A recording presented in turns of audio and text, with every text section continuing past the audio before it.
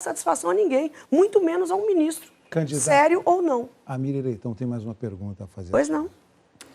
Candidata, a senhora sempre foi solidária também com quem foi acusado de desmatamento. A senhora mesmo foi acusada de desmatamento ilegal em 2004, se não me engano. E a senhora acusada de desmatamento ilegal? Desmatamento ilegal em 2004. Não, nunca fui, Miriam, multada, sinceramente. Não, nunca fui. Ilegal. Na vida, eu não tenho nenhum pedido de desmatamento. Foi anistiada depois do Código Florestal? Não, senhora, me desculpa.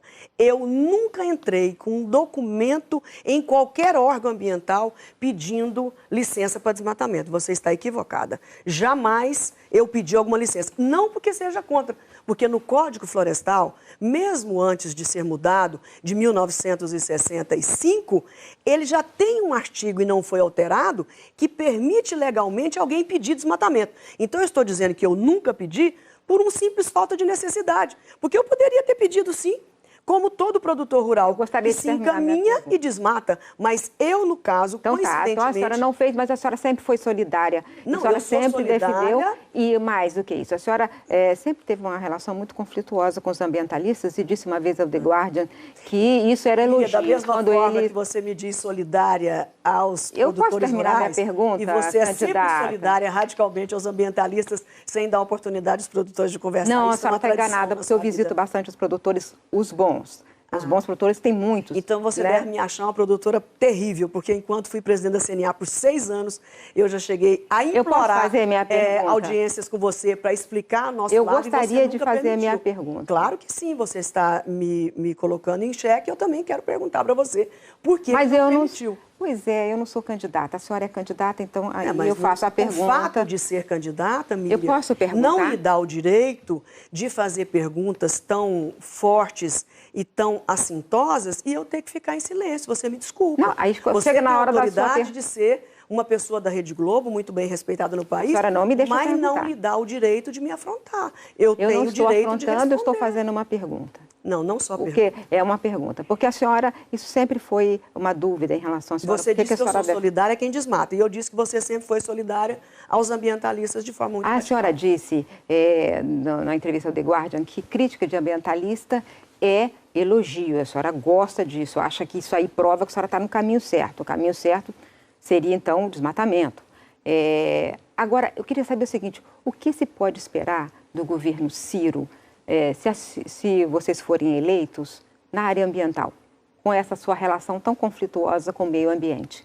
Não, eu não tenho relação conflituosa com o meio ambiente. Eu poderia dizer que você tem uma relação conflituosa com os produtores rurais. Não tenho não. Né? Você tem sim.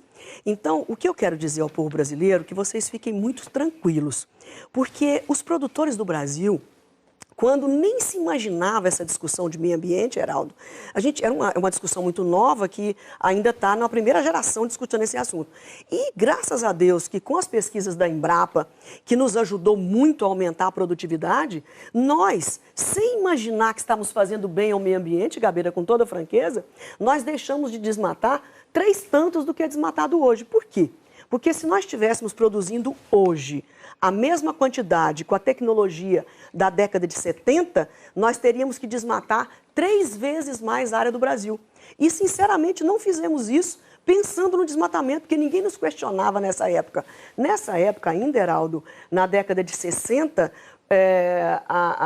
no governo militar, eles exigiam que um produtor rural desmatasse metade da sua propriedade rural na Amazônia para receber o documento. Porque também naquela época ninguém se preocupava com o meio ambiente, era muito mais ocupar para proteger. Então vai lá, desmata metade que o documento é seu. E as pessoas iam, porque o meio ambiente nesse tempo não estava em foco.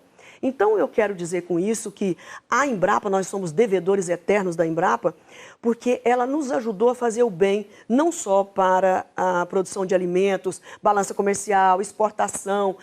Além de tudo isso, ela nos ajudou, sem nós entendermos e compreendermos, nos ajudou a preservar. Porque nós fizemos uma poupança verde.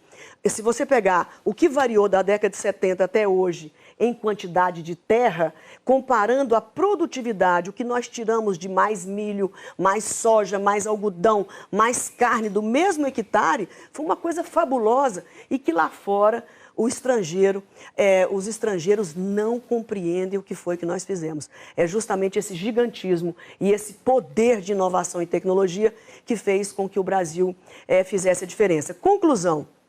Fizemos a mudança do código, 470 votos na Câmara Federal, grande maioria, quase 75 no Senado, não me lembro o número correto, depois não quero ser corrigida pela lupa lá, mas uma boa votação no Senado.